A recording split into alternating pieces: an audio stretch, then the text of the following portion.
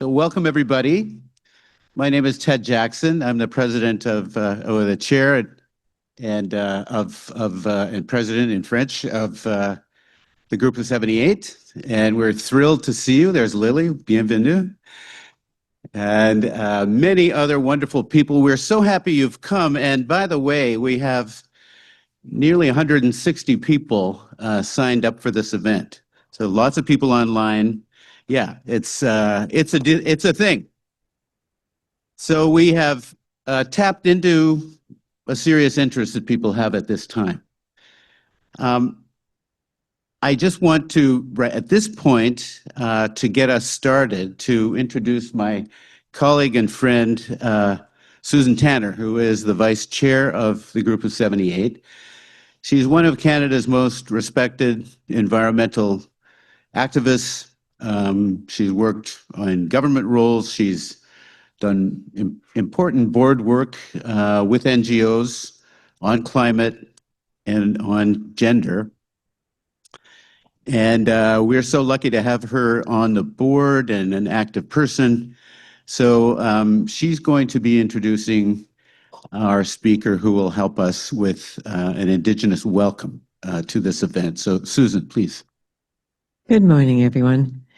I'll just start by saying that we, the Group of 78, acknowledge that we are on Algonquin Anishinaabe, unsurrendered and unceded territory, and that reconciliation is our responsibility as well as all Canadians. And I am honored to introduce Elder Verna McGregor, who has had a multifaceted career in Ottawa and is now a TV star since she helped welcome the new government on television. But her career goes all the way from producing maple syrup to counseling people to an economics background and community development. And unfortunately, the community development means that she's joining us by Zoom, but she'll still be great, instead of in person as originally intended, in that she has a deal of responsibility in her own community of Kitigan Zibi. What does unceded mean is that we never signed treaty, similar to other treaties like for West. And that goes back to this royal proclamation of 1873, is it? Anyway, 1876. And that development shall only take place under Treaty of Indian Lands. So here we are today. And how is that impactful? Well, it's been a crazy week for me too, because one of them was I was the spokesperson for the community and the Algonquin Nation on the development of this near-surface nuclear waste storage at Chalk River. And our biggest concern was that it was too close to the river, and also with the treatment plant, it doesn't filter out the tritium, and that goes into this Perch Lake, into Perch Creek, into the Ottawa River, which is like, it's just less than a kilometer away. But they also had spills before. And our concern was when they did this, they planned this, they only brought us in at the last minute to basically rubber stamp this in 2022. And our concern was there was a lack of also the duty to consult. And so yesterday, not yesterday, the day before, they were in federal court and they got a favorable ruling that the duty to consult was not adequately carried out. So, which the intricacies are all kind of, but in a nutshell, that's where the concern was, and one of my concerns too as well, and why it ties into the gathering today is also too as well, is that we've been taking water for granted. And But the concern was with this also location now of Chalk River, which was built in 1944. In 1944, there was 142,000 people in the Ottawa-Gatineau area. Today it's at 1.4 million, and they rely on the Ottawa River as their drinking water, And again, that's the concern further down the river. The connection to the St. Lawrence is Montreal. So again, to what we do to the water, it's not does it affects everybody, especially nuclear contamination. So in this age of climate change, the elders have been talking about this since time immemorial, the caretaking of the land, because our original instructions, and for us, our creation story was based on the caretaking of the land. And for those of you who've heard me before, I always talk about, this is at the confluence of the rivers coming together like the medicine wheel here. And this has many teachings, the four directions, the north, the south, the east is the yellow, and the red is the dark. North is the white, and red is the south. It represents the four seasons. We're going into fall, which represents the dark as the days get shorter in preparation for winter, the north. The other part is our journey here, but the biggest teaching is that regardless of our differences as humans, the two-legged, what binds us together, whether we like it or not, is that we all share this earth. We share the universe. We're part of the universe. The sun and the moon. For us, the moon is the grandmother moon. The sun is the grandfather's sun. It's that contrast. It's honoring the contrast of the roles where the moon controls the water and the sun controls the fire. And that balance, they balance each other out like night and day. And our journey here is that we come from spirit, like the sun coming up here. We take our first breath in our earth walk, and then we do our circle as we age in preparation to return back to spirit, our ancestors. So, thank you, Verna. I'm sorry to say, we are all having a little trouble with our returning to our earth walk this morning. Oh yeah. So I'm really appreciate you making the effort to do this on your extremely busy day, and we finally got a great picture of you. Thank you very much for helping us out this morning, and I wish you all the best. You know, all those causes are dear to my heart, and I wish you the best today in your negotiations. Thank you. Miigwech, Elder Verna. Thank you for getting us started with an Indigenous perspective on some important issues. We have been supported in this conference by the International Development Research Center, and we had on the agenda Julie Delahanty, the president of IDRC, to speak next. However, she's had a health emergency in the family. So Maggie Gorman Velez has agreed to speak on her behalf. And Maggie, where are you? There you are. Please come. And Maggie is the Vice President, Strategy, Regions, and Policy for IDRC. She came to IDRC 20 years ago. You must have been very young. And as a research award recipient, and she's worked on many key issues in the center since that time, and obviously is in the leadership group of this. So very welcome, and thank you for coming.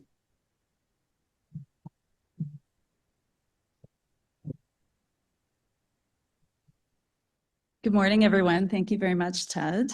Bonjour à toutes et à tous, et merci au groupe de 78 d'avoir organisé la conférence aujourd'hui.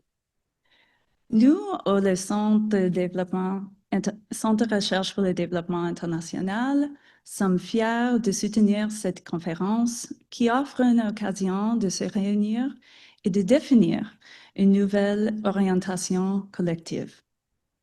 The framing for today's discussion, Redefining Development in the New World Disorder, is urgent and critically important. For IDRC, as a Canadian institution supporting research in low and middle-income countries, we see firsthand the threats, hurdles, and opportunities facing global development. We also see research as an important investment for our pathway forward. Research and science, like the views that you'll hear today, can help us understand what works, what doesn't, and why. Let's be frank. The current development model must be rethought. The world was struggling to meet the Sustainable Development Goals even before the most recent disruptive forces. We know the aid system relies too heavily on short-term project financing. Interventions are too often siloed, and funding chains often keep financing out of the hands of local institutions who need it the most. Of course, this year, a series of shocks has rocked the development sector, compounding and amplifying longstanding problems. The near total loss of the sector's largest funder following the dismantling of the USAID is a wake-up call for the broader sector. To think that a single or a group of donors can fill this gap ignores the fact that funding from northern donors has been declining for years. The geopolitical landscape is also being remade.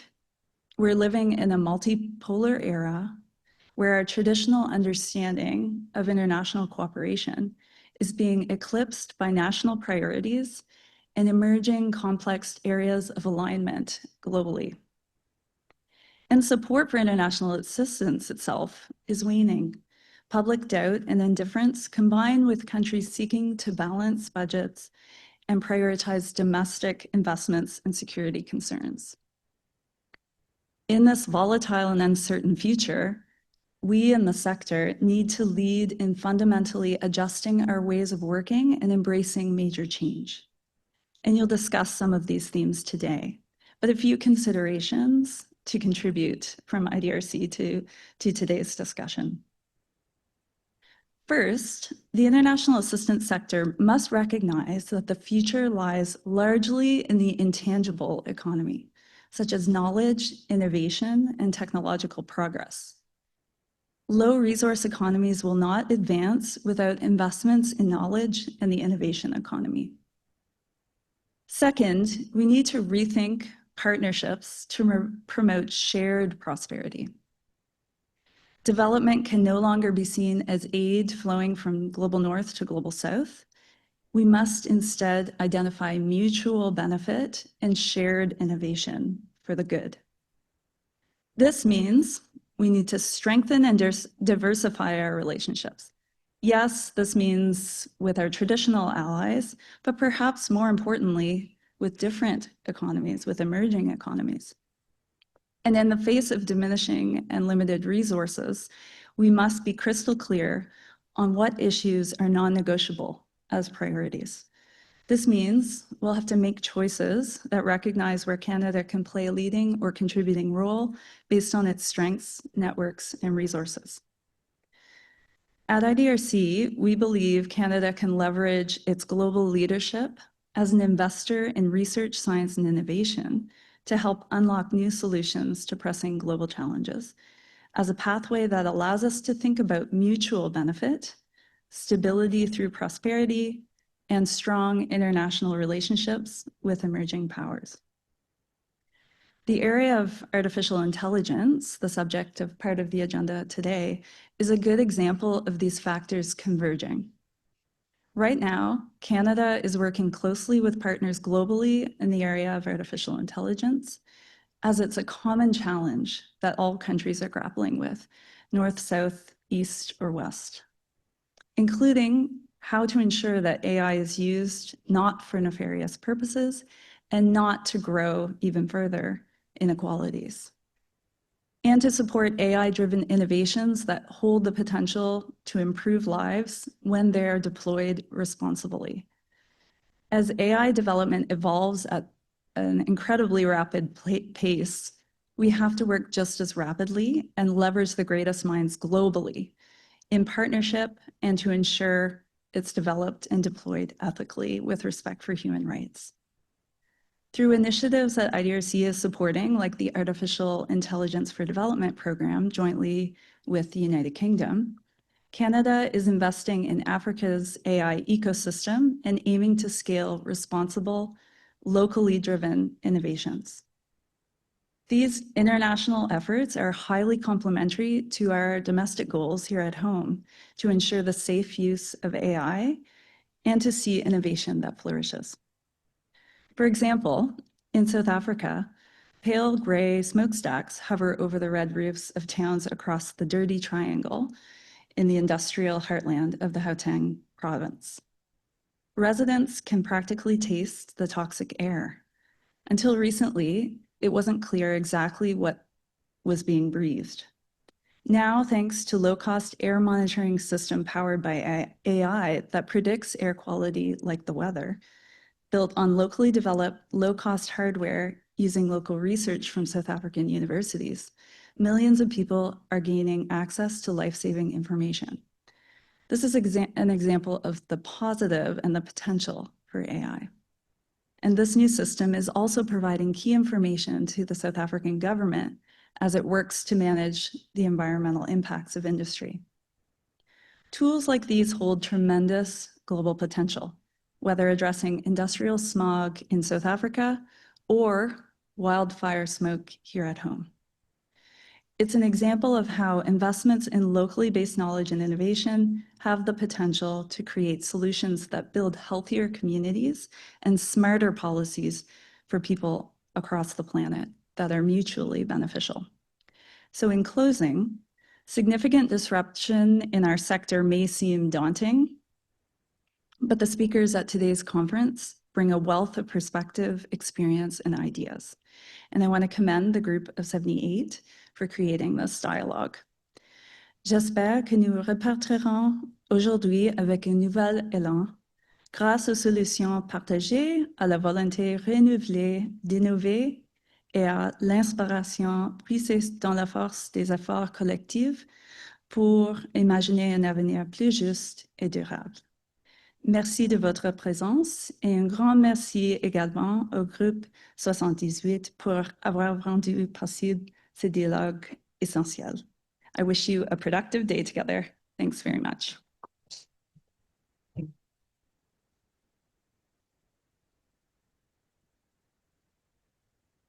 Merci, Maggie. I want to also pay tribute to our peer organization partner, the Center for International Policy Studies here at the University of Ottawa, also a sponsor here for this project, Centre d'études en politique internationale.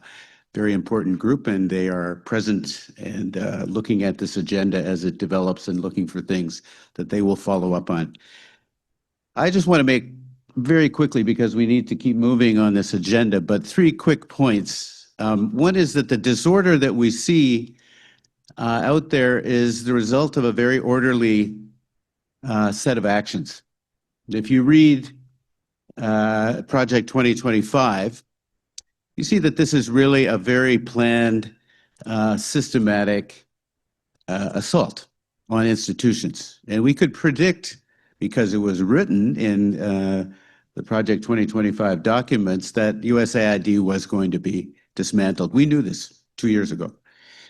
So understand what we're facing here in the last 250 days. This new U.S. administration is not responsible for everything that we'll be talking about today, but they've been very precise and well-planned interventions that have caused a lot of this chaos over the last 250 days.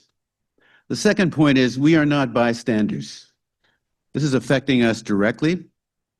This is affecting us, and there is no cavalry coming. This is about us acting and taking on the conditions that we see in the world. I mean, we're a very small organization, but we don't want to look away from the complexity of the challenges we face. We do want to look, as Maggie was talking about, for solutions, creative ways of working, and we don't want to abandon what has worked in the past. So the third point related to that we're not bystanders, we're going to do things, we're going to act, is that we need to learn our way out of this quickly, or learn our way forward. And this kind of an event is exactly the kind of vehicle for learning that we need. And there are others doing important work in this, and anti-nuclear work, on many other key issues on the environment and elsewhere. And so we will be joining with those organizations across the three areas that the G78 works in: peace and disarmament, climate action, and social and economic justice. Before we go to the next panel, though, I do want to thank the people who have really made this possible, and that's the Conference Planning Committee. And they have done a huge amount of work. So let me just name these folks. They're dedicated, they're smart, they're thoughtful. Susan Tanner, Richard Harmston, Genevieve Harrison, Gordon Bredyke, Ruby Dogger, Maud Stephanie, who's online, based in Guelph, Leah Darbison, and Suzanne Ura. Leah and Kennison Longford-Dom have prepared our background papers on AI and financing, respectively. So I'd like you to stand, but before you do, I want to pay a special tribute to Roy Culpepper, because Roy, there he is, has been the visionary and the energy behind the agenda that has been created here. And he's deployed his contacts and his credibility to bring us together to this point. So I want all of you, plus Mary Edwards, plus others, to stand and be recognized for all this planning, and particularly to Roy. So thank you. Please. Yes, there we go. There we go. They're standing. Yeah. All right. So we're going to keep on moving, but we have a little bit of housekeeping to do. One is around just being concise in our interventions today. I will try to be as well. For those of you who are online, if you could turn off your audio and microphones on your laptops and other devices, that would be great. There's a lot of you, and we want you to be participating. For those of you in the room, also, please turn your phones to silent and other devices. Note where the exits are, right here. And we understand washrooms are close by. Is that correct? I guess that's right. Okay, great. All right, so we're ready to go to the next session. I'm going to introduce the moderator of the next session, Manfred Bienenfeld. And he is a remarkable political economist and geopolitical analyst, one of Canada's best, and is a professor emeritus at Carleton University in the School of Public Policy and Administration. He holds a PhD in economics from the London School of Economics, and is particularly interested in his own work in what he calls the dysfunctional state of the international financial system, and the enormous economic, social, and political costs and risks that this is imposing on the global system. He's an amazing person. We're very lucky to have him. So welcome to Manfred Bienenfeld. It's a great pleasure to be asked to moderate this session. Dani Rodrik has been an outstanding figure in the development field for most of my career. And when we went through that dark age when the economics profession has pretty much closed ranks, behind the John Williamson claim that all competent economists now agreed on 10 basic points, which were summarized in the Washington Consensus. It was a tough life, and some clear and strong voices emerged to challenge that consensus, which of course now we all pretty much understand was disastrous and has led us to where we are.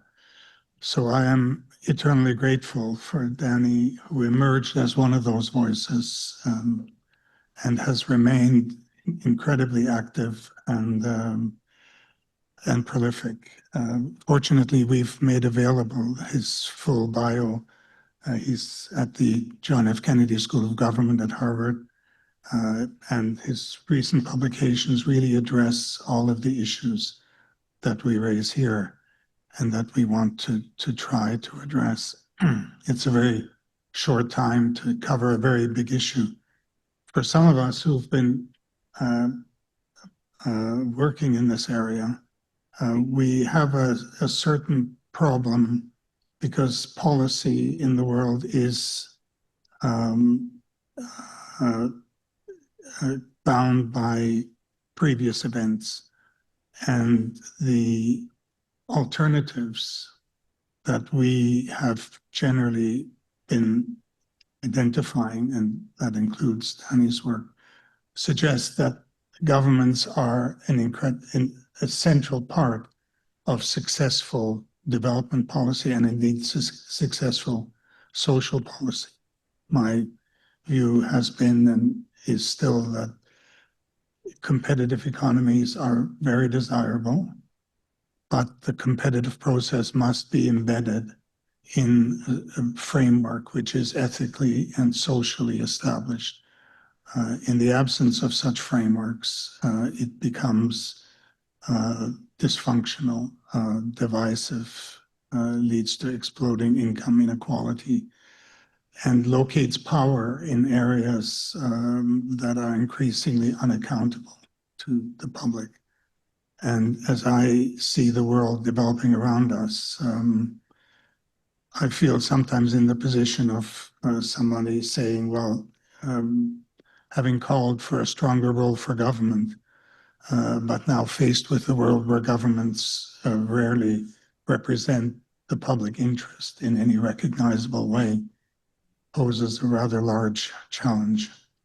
Maybe it was all summarized by Simon Johnson, who was formerly the chief economist of the IMF, who said shortly after the 2008 global meltdown that people in the US don't generally like to talk about oligarchs when it comes to their own country. But unless, these are his words, unless people understand that the US is in the grip of a financial oligarchy, and unless that grip is broken, it cannot address its most urgent problems. To me, that was a very deep analysis of where the problem lies and continues to lie. We see now that political processes in many countries are pretty much for sale to the highest bidder. Private equity and private investment funds and even individual investors have become so powerful that they can influence the political process. So apart from discussing all the policies that we have identified that did work in the past and that could work in the future, we face the overriding task of finding a way to regain representative governments that truly respond to the needs and wishes of citizens. With that short comment, I'd like to invite Dani to take on this impossible challenge, I have to say, to cover this enormous topic in just 25 minutes. I'm extremely pleased that you were able to join us, Dani. Thank you very much, Manfred, for those kind words and the challenge you've posed for me. Thank you also, Roy Culpepper, for inviting me to join your proceedings. And I'm delighted to be with you, albeit remotely. I hope you can hear me, and I hope you can also see my presentation slides.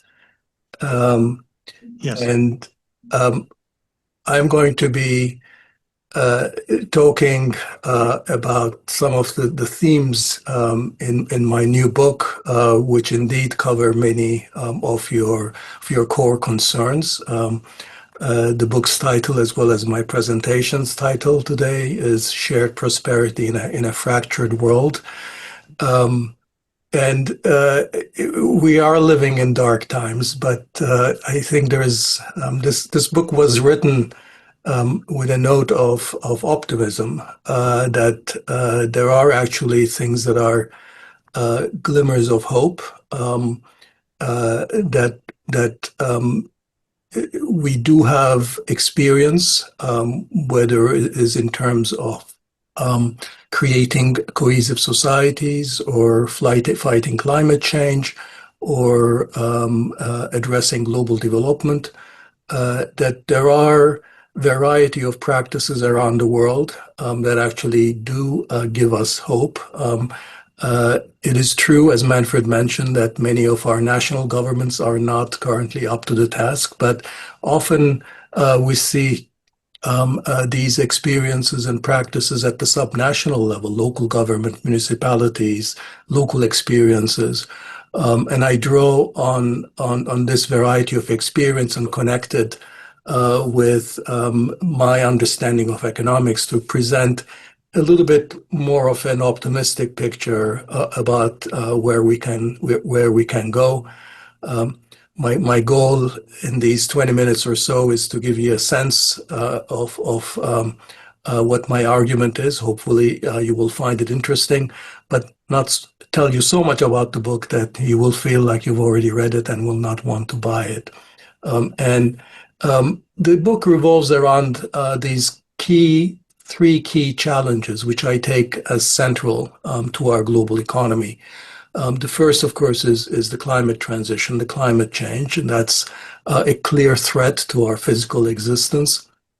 But I put it aside in a company with two others. One is undoing. One is, sort of reversing the erosion of the middle class in especially advanced countries, which I think lies at the core of our democratic backsliding. I'm not going to be sort of providing the evidence on this. I'm just going to take it as granted that we understand that the erosion of the middle class, which is sort of, the flip side of what Manfred mentioned, is the rise of top incomes and the oligarchs, as a fundamental driver of our not just economic polarization, but also identity and cultural polarization, which has driven the rise of authoritarian populism around the advanced countries of the world.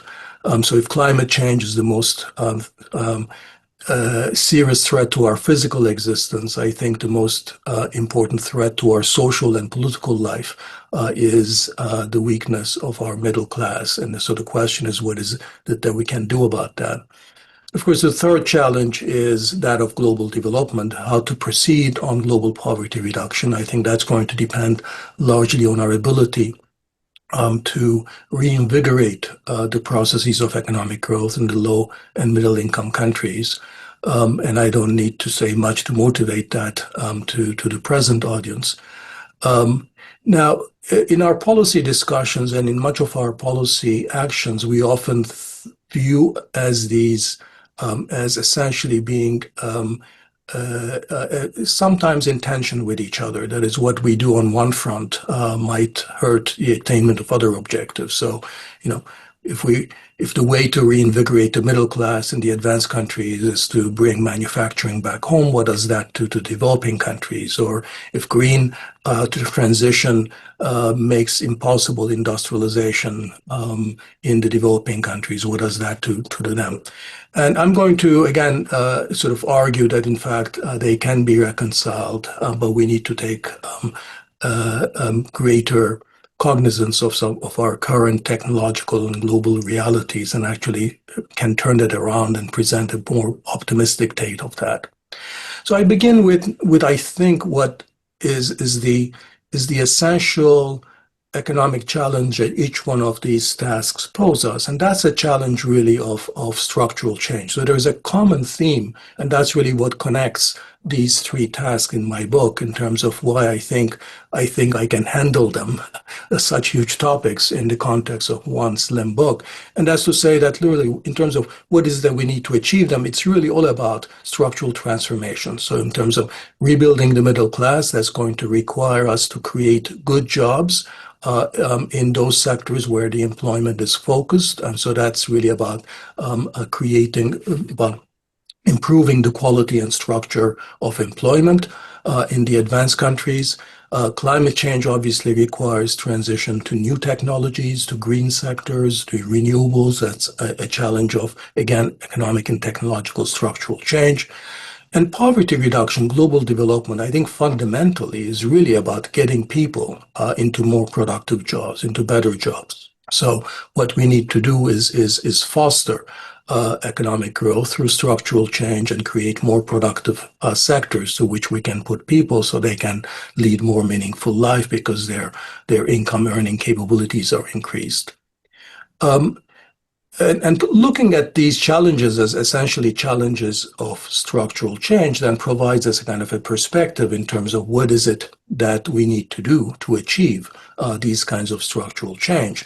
And of course, as economists, when we look at these challenges, we recognize or should recognize that this is not, these transitions, these transformations are not what markets on their own can provide. The private sector is going to have to play a huge role, but these are processes that are rife with market failures and therefore require, again, as Manfred was suggesting, require an important role for government to be there, to lead the process, to provide the right signals, to internalize market failures and so forth. So, and the remedies, the types of policies that are required are a version really of what economists have called and are now back in fashion, even though for a long period they were sort of denigrated, or policies are called industrial policies.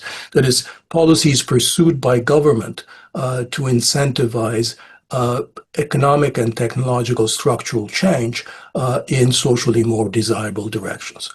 Except that there's a big difference with these challenges, which is and why I've put the term industrial in quotation marks, is that when we look at the nature of structural change that is called for with these challenges, they're fundamentally not about the manufacturing sectors that we typically associate, or the high-tech sectors we associate with industrial policy, but two different sectors. One is, of course, the green activities, renewables and green technologies.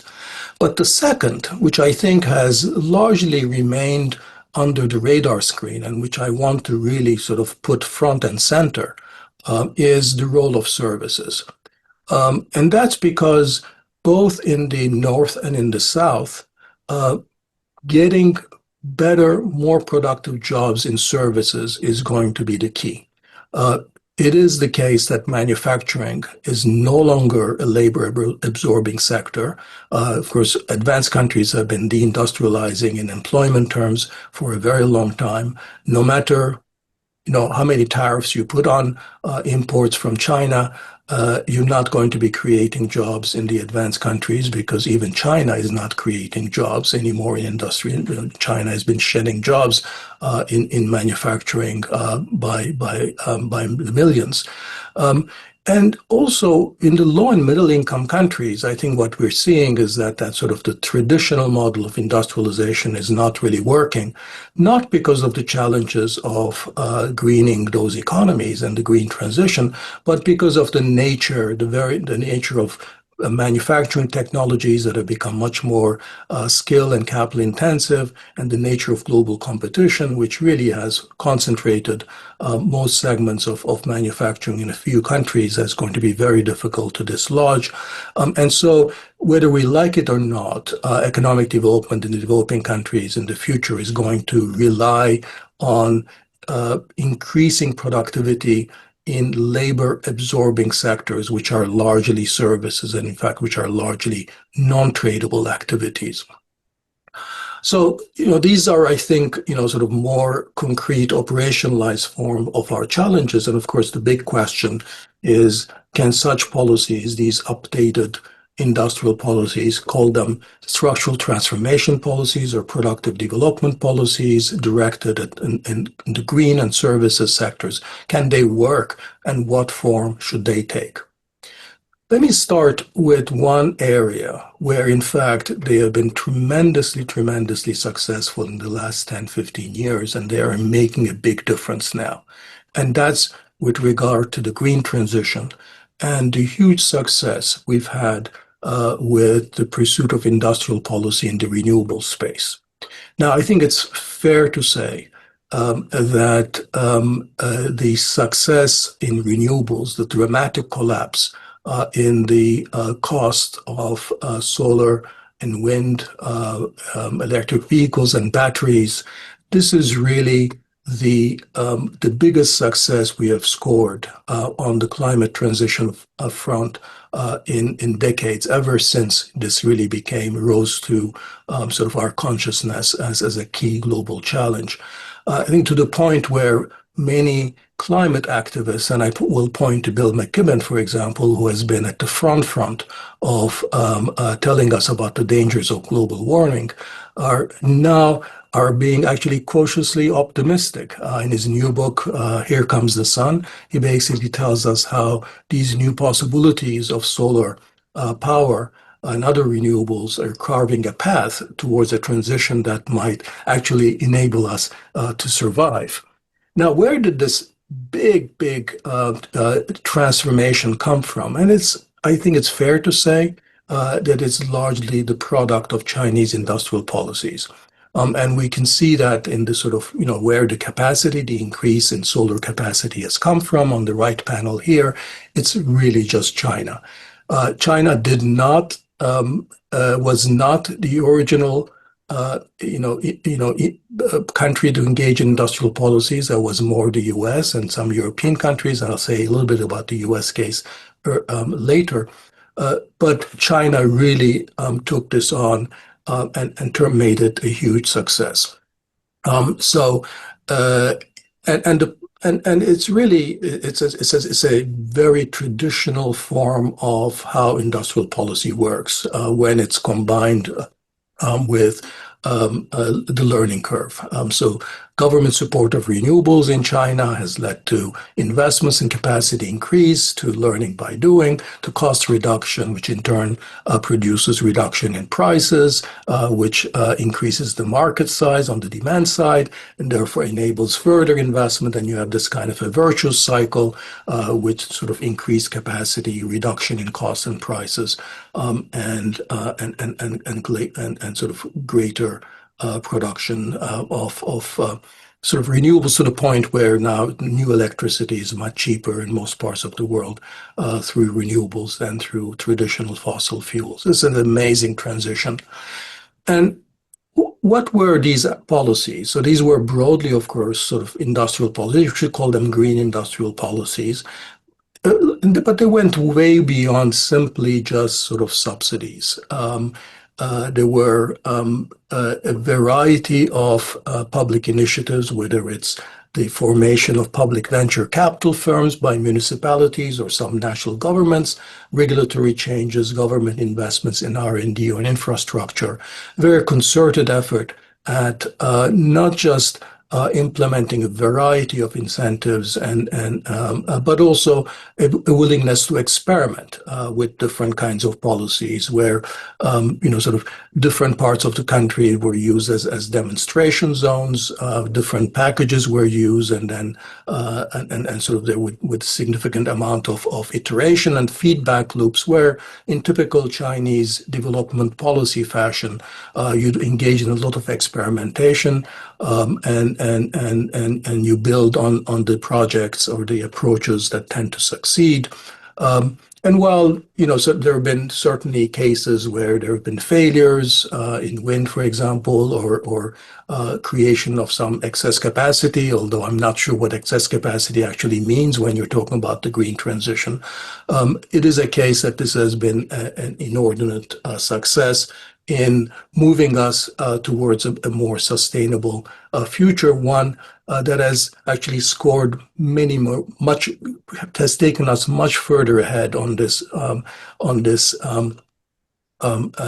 challenge than global talks or global commitments and so forth through global cooperation have done. And I think sort of that's one of the encouraging things, that if in fact governments out of their own commercial and geopolitical motives are engaging in these green industrial policies, and that's wonderful for climate. And there's nothing better than that the climate doctor ordered than a war on green subsidies for the world as a whole. And I think on the whole, this has been a huge boon, not just for China, actually for the rest of the world as well. Now, we know, of course, that industrial policies don't always work, so I think it's useful to bear that in mind.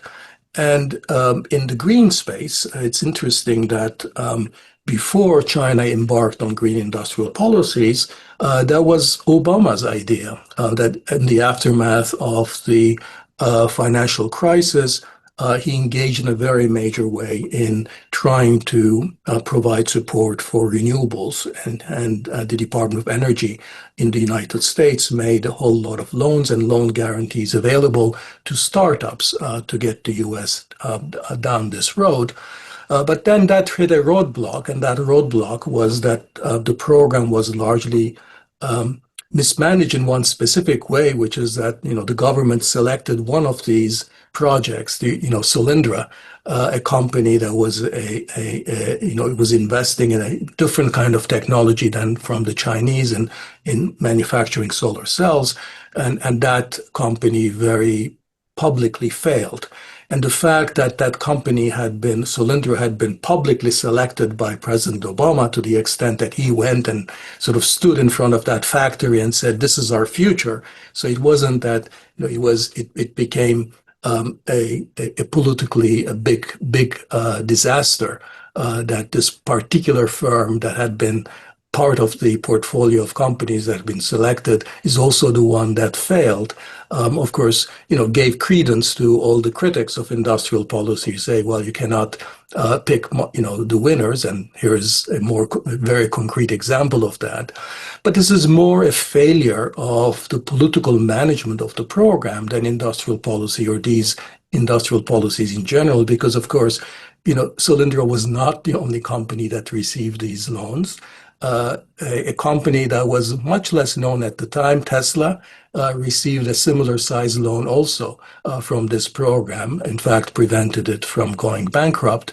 And just the success of Tesla would have been enough to pay many times over for all the failures of Solyndra and many others. But of course, at the time, it was a very difficult case to make, given how Solyndra had been picked as the clear public face of this program.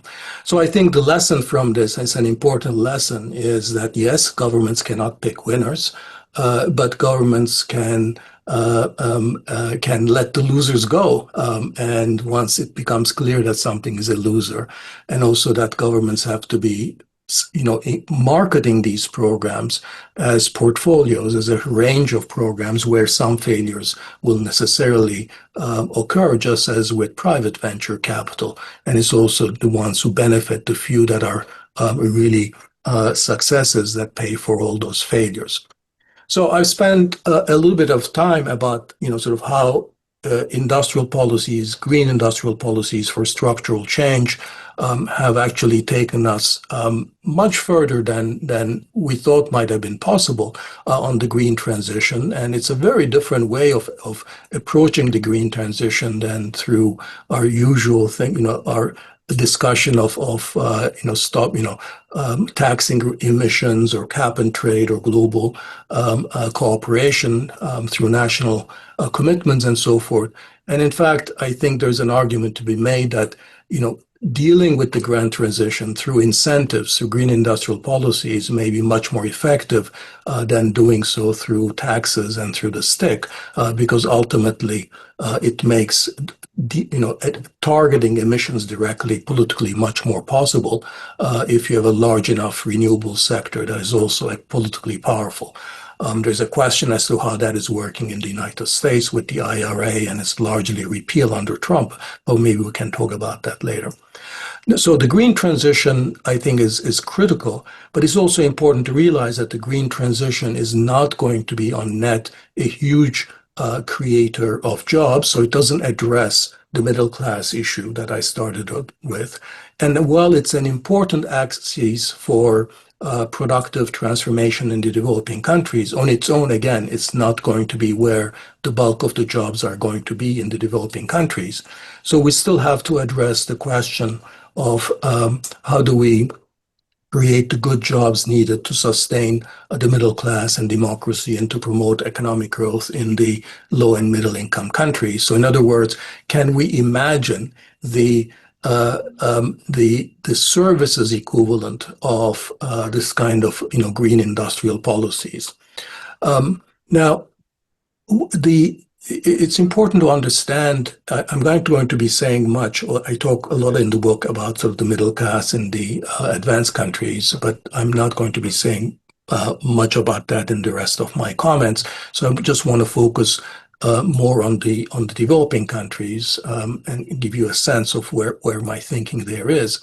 And in terms of the important challenge that we face there is that the traditional pattern of structural change, which is the one that's sort of pictured here, is no longer operating in the developing countries. That is, that we used to have workers, people move from informal subsistence agriculture in the countryside to more formal organized sectors in manufacturing, and then ultimately to services. But today, really, the patterns of structural change we're experiencing look more like this. Workers are still leaving the farm. We still have urbanization going on, but the bulk of employment in the urban areas is largely informal services. Very little organized manufacturing employment is being created, even in those countries that tend to sort of are able to plug themselves into some global value chains because they tend to be narrow segments. They don't create a lot of jobs. And even the industrialization itself in low-income Africa tends to be highly informal these days, without kind of the dynamic technological trajectory that traditional formal manufacturing has had. Now, the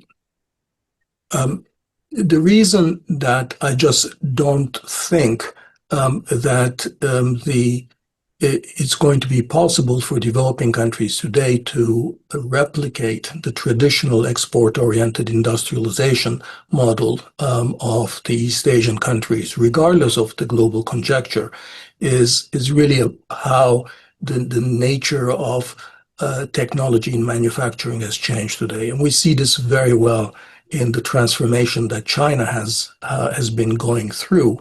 Now, the story, the hopeful story that many of us had maybe 2 decades ago, was that as costs rose in China, and that much of the labor-intensive manufacturing in China would move to the developing countries.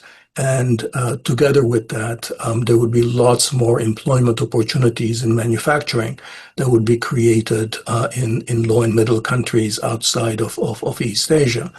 Now, what has happened is that China has remained a significant global manufacturing powerhouse, while at the same time actually shedding very large number of workers in manufacturing.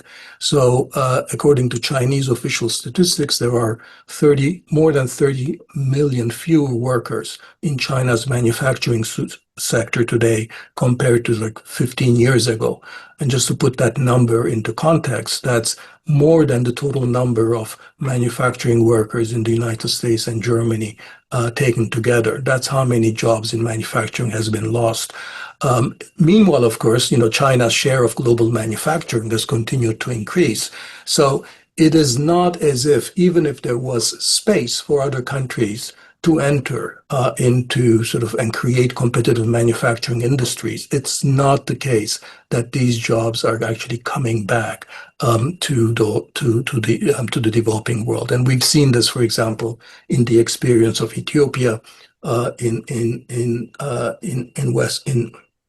East Africa, where I think many of the expectations of creating a very significant labor-intensive manufacturing sector have been, unfortunately, have not been realized.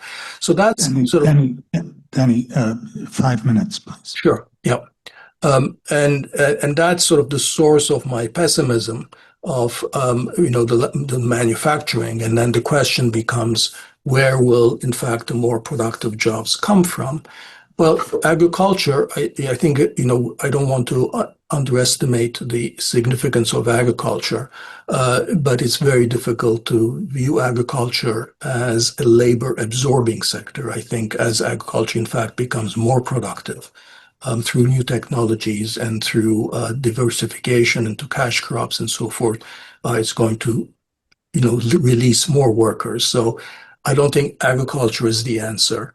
The green transition, I think, is an important axis of investment and innovation, as I've already suggested, but it's not going to, job effects are going to be uneven. It's not going to be a major job creator.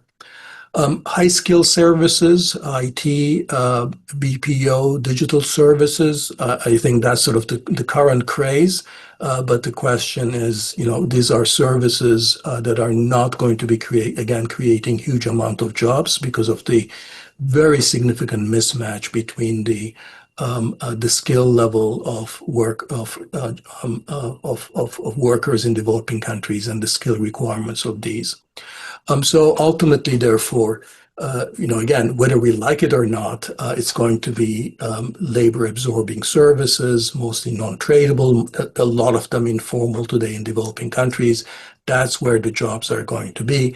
And any kind of meaningful, productive transformation in developing countries will have to revolve around policies of increasing productivity where the jobs are.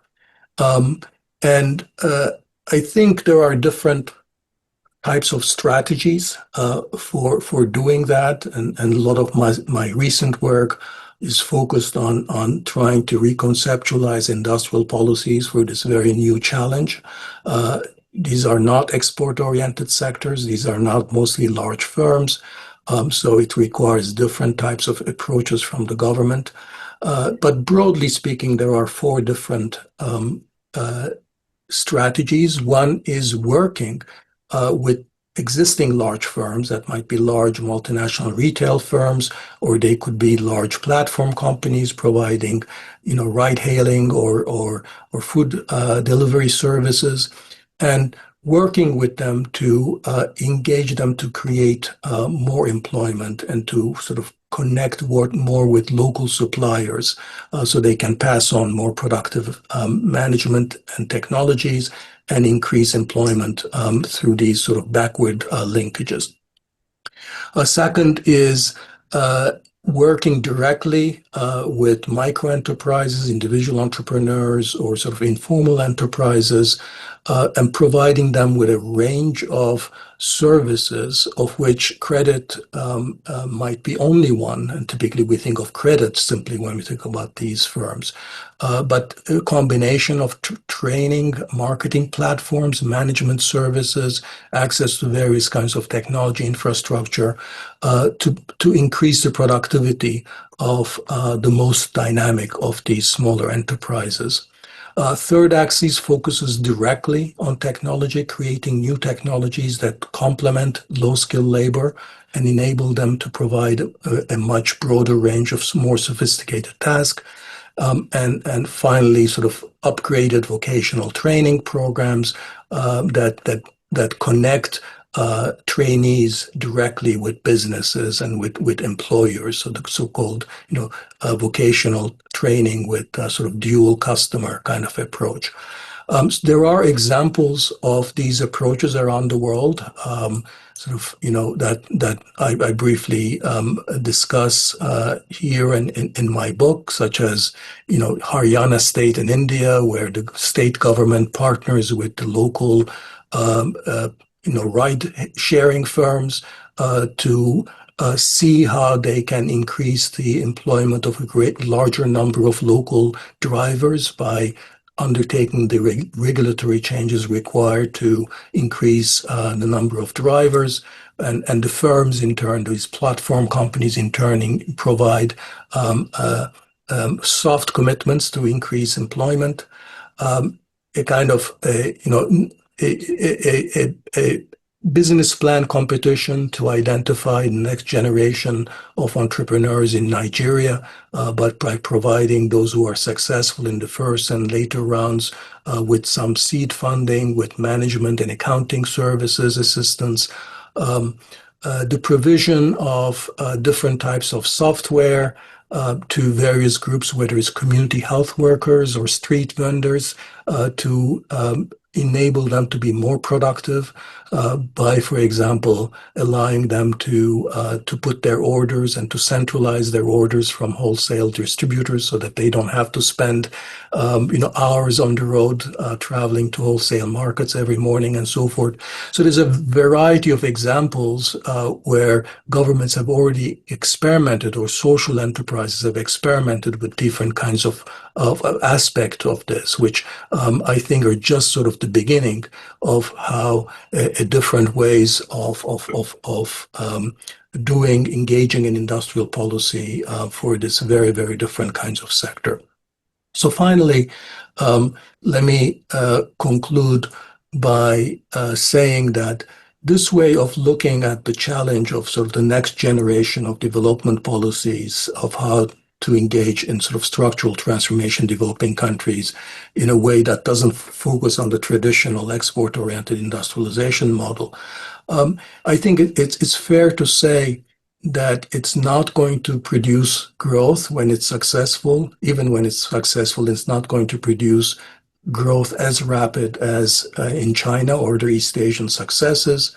But I think the quality of the economic growth it produces will be better because it deals directly with a bottom-up, directly with people and providing them with opportunities. In some sense, it combines social policy with growth policy, because the most effective social policy is not to give people just money or transfers, but actually to give them better jobs or make them better at the jobs that they're performing.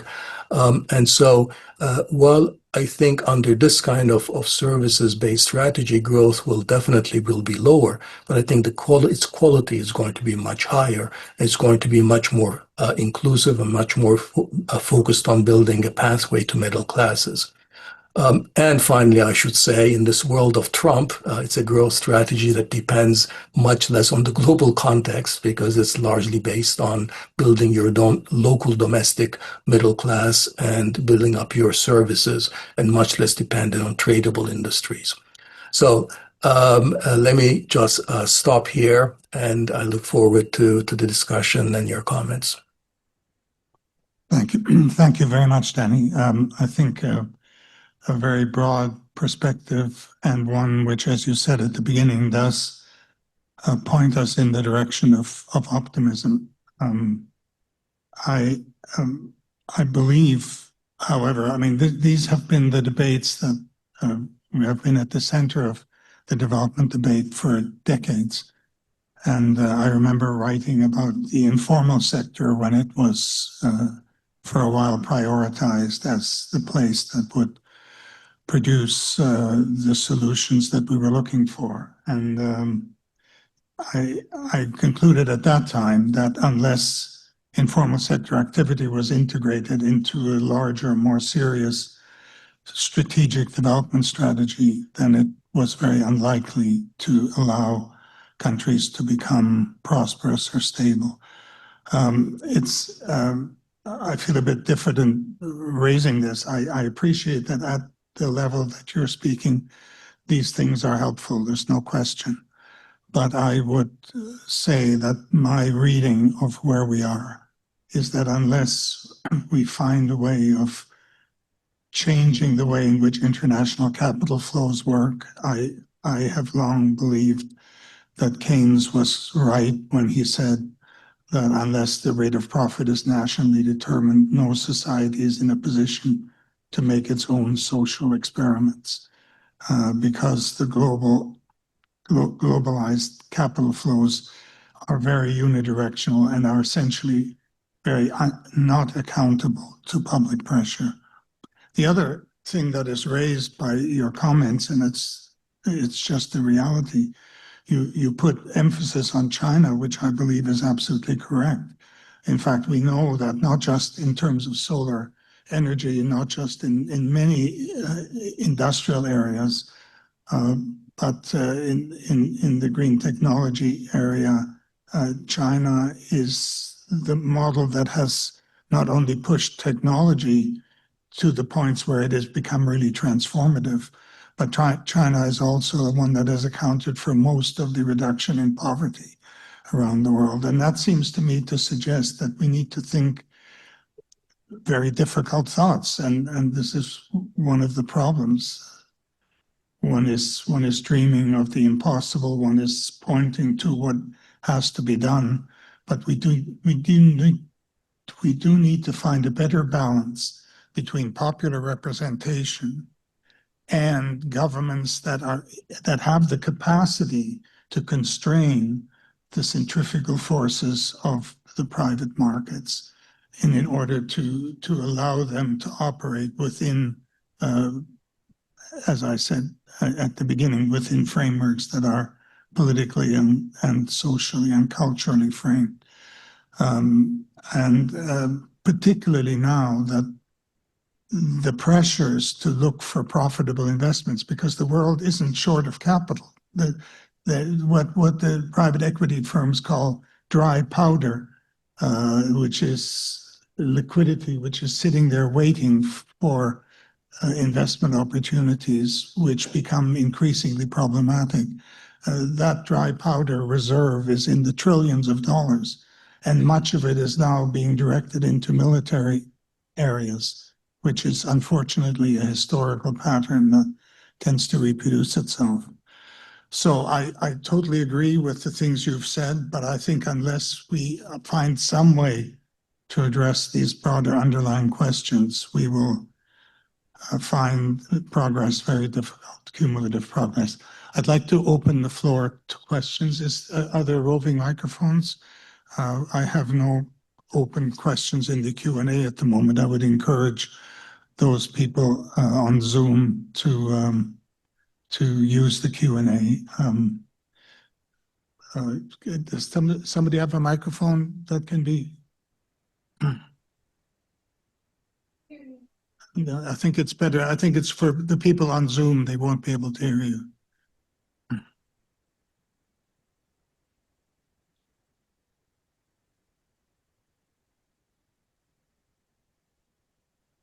Thank you. I wanted to ask how robots and AI are going to impact the job creation or job depletion.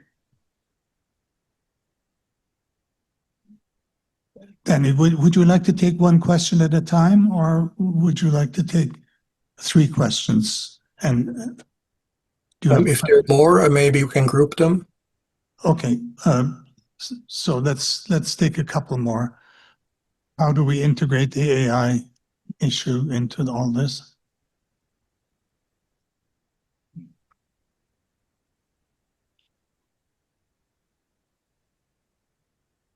Your presentation. Just want to say that from my perspective, not to discourage anybody, but there's another global challenge, which is nuclear disarmament, but maybe that's for your tome 2 of your next book. And I would like to also for your tome 2, and maybe you have a comment already on this, but I feel that there is a very large portion of boomers, and there's quite a few in this room, that have an incredible intellectual power and also a caring power that is not in your equation. I think that there's many of us here that can contribute to building communities and maybe training and maybe supporting. And maybe that's not shown as a growth, but that is certainly, from my perspective, and I would like yours, is certainly a factor to lead to a success in the future. So if you care to comment, thank you.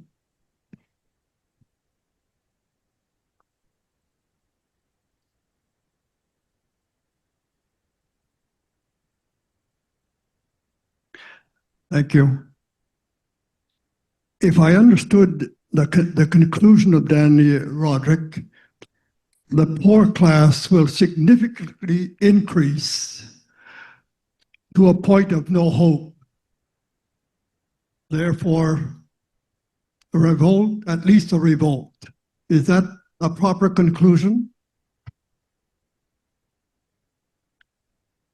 Dani, would you like to address those questions? Okay, yes, thank you. Let me start with the last one. So I was considerably more hopeful than what that last question implied. I am saying that today's developing countries are not going to be able to replicate the growth model of the most successful developing countries of our time. Indeed, the growth model that goes all the way back to the Industrial Revolution, which was, the name implies it was a manufacturing revolution. And I think that the path forward for developing countries is not going to be through manufacturing, producing for world markets.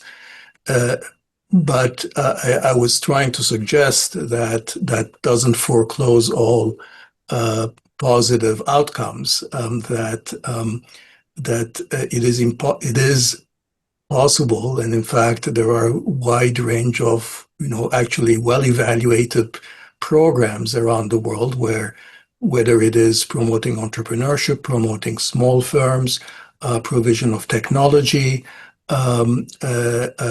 creating linkages with domestic suppliers for larger firms, a variety of programs that if the governments became serious enough about and viewed as their fundamental growth imperative, that could actually do significant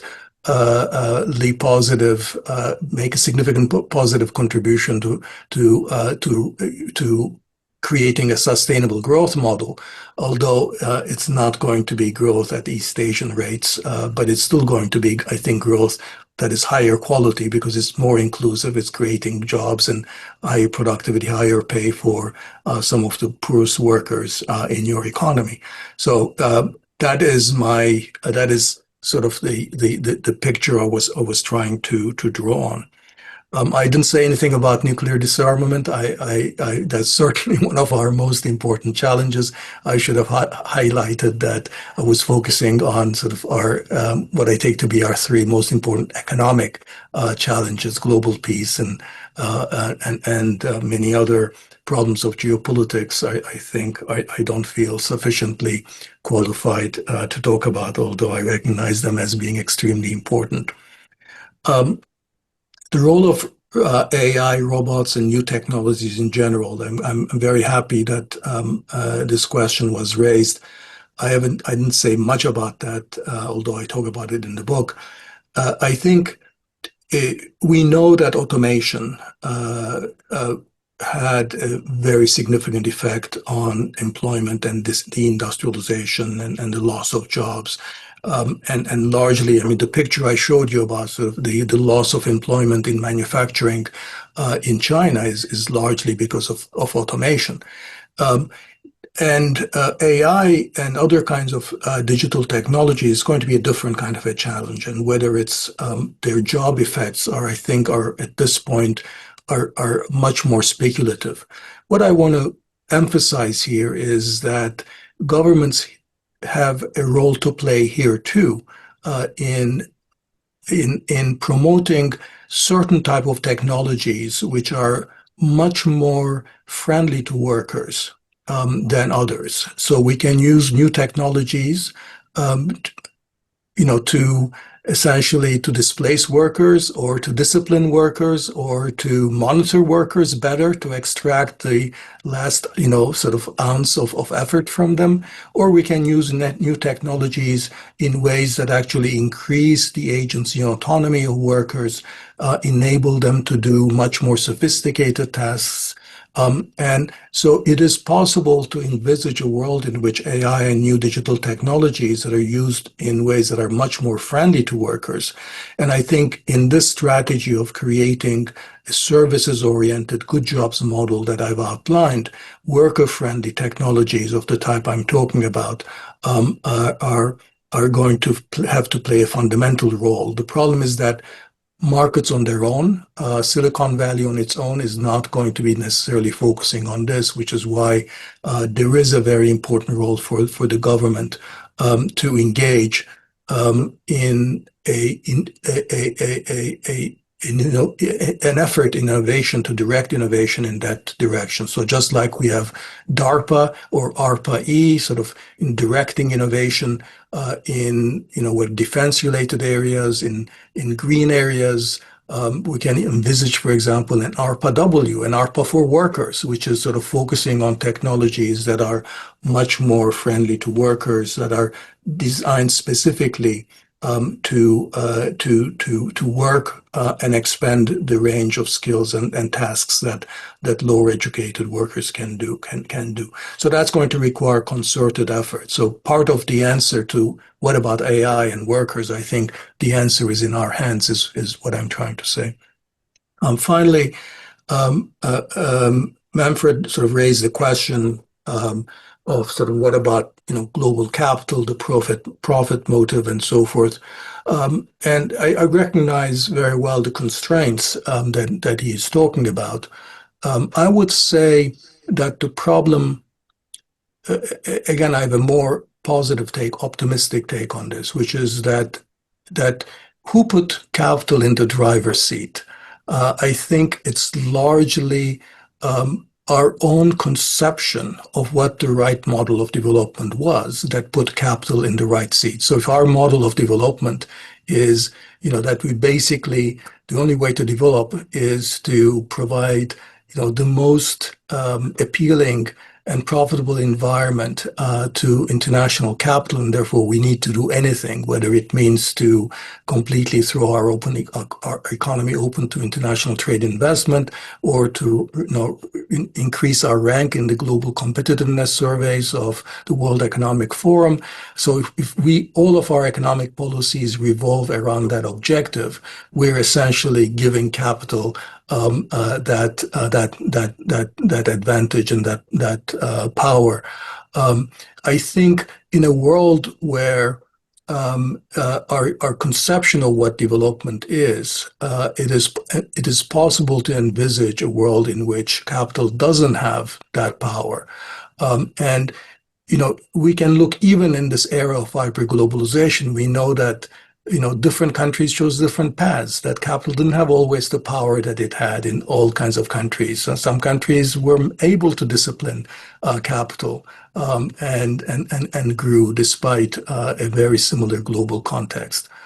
And the other thing I think it's important to to highlight is that I believe that capital doesn't have an ideology. Capital just wants to make money, and therefore, as long as they can make money, and can they certainly make money if we have an environment in which there is broadly productive opportunities, broad economic growth that's happening, capital can be very happy in a policy environment that's very, very different than from the neoliberalism and hyperglobalization. So I don't see a huge incompatibility between the profit motive and many of the incentives that we're trying to, many of the changes in our economy and the structure of our economy that we're trying to achieve. I think it's just the question is being able to redirect those incentives and the profit motive in the socially desirable directions. And there I see a lot bigger role for economists and policymakers and technocrats as providing the kind of narratives that will channel those incentives and the requisite policies. And so in that sense, I give less priority to capital where, our ideas about what needs to be done doesn't come from capital, I don't think. It comes from our own conception of what's the right way to move forward. I think we're running a little bit late here. We can have one more round of questions, and then I think we have to close.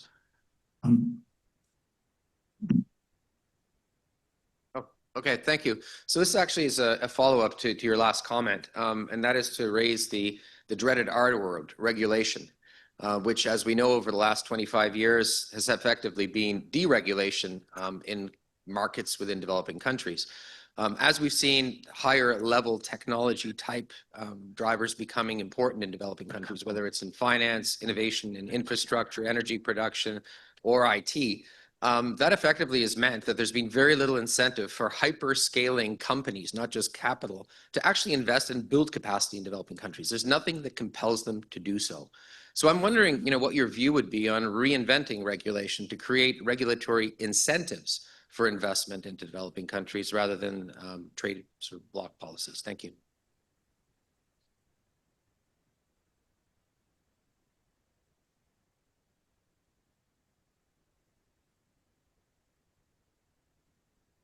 Thank you very much for an excellent presentation, so wide-reaching and forward-looking.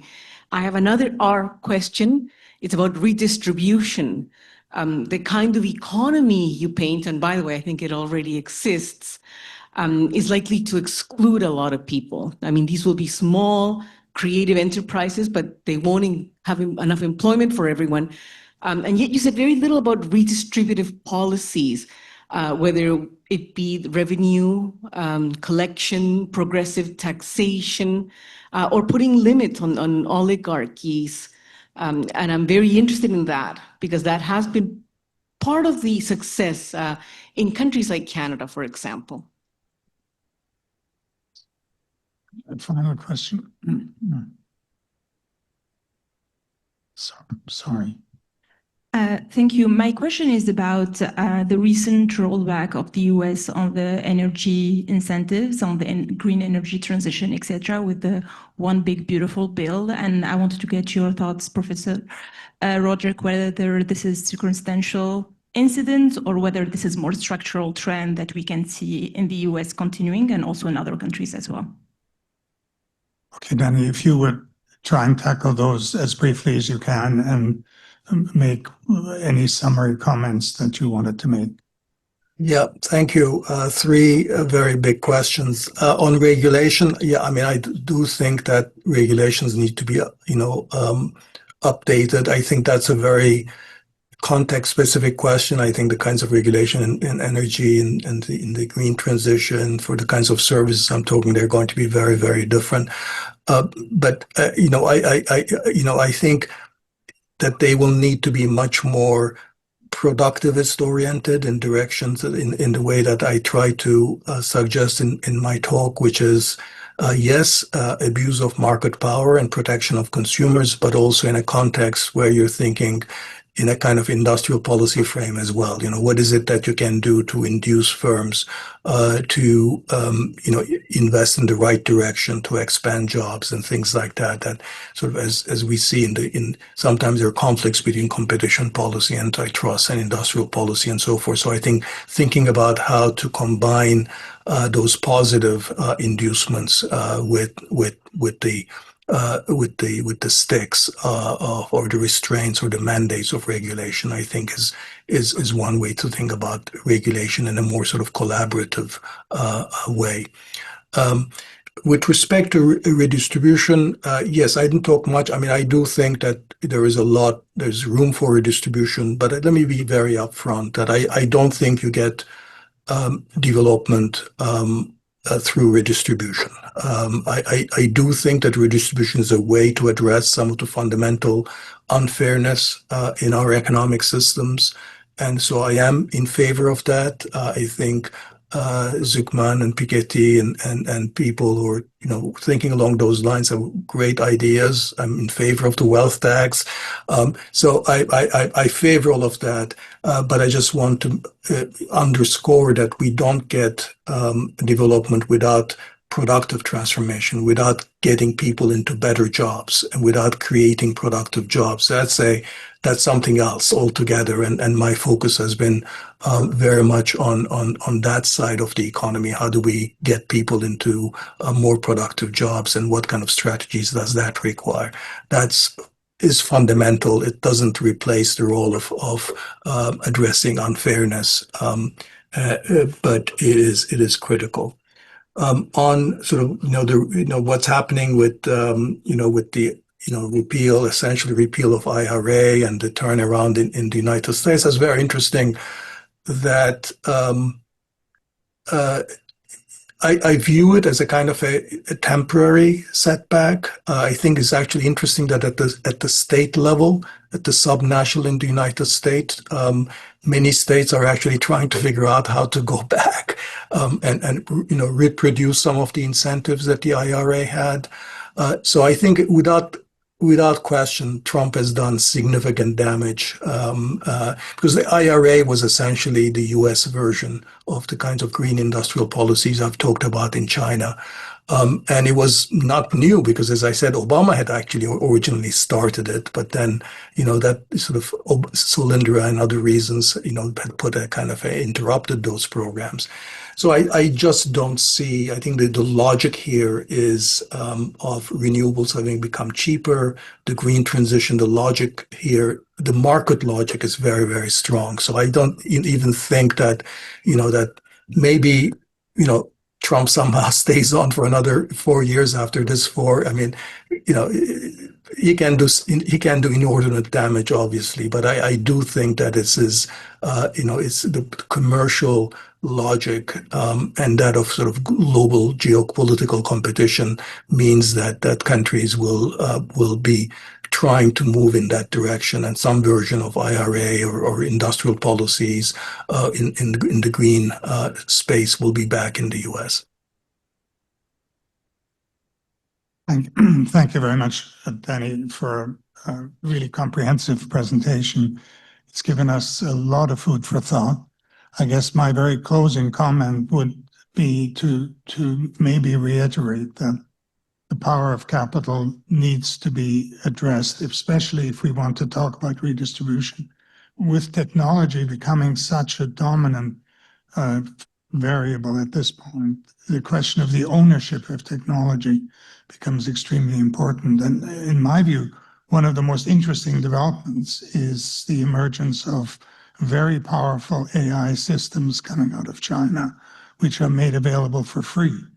And that, I think, is a really, really major potential development, because if this really is the key to moving to what many of the people in the AI field now call a world of abundance, then for other societies to begin to get access to that will require an adjustment in the way in which these technologies are controlled and made available. We have a long day ahead of us. Thank you so much, Dani, for your Really appreciate your taking the time out of a crazy busy life. Thank you. Thank you. It's good being with you. Thank you, Dani. We'll be in touch. There's a lot of work to do coming out of this work and this remarkable analysis. And thank you, Manfred, for coordinating and being the Sherpa on what is a very important intervention today by Dani Rodrik.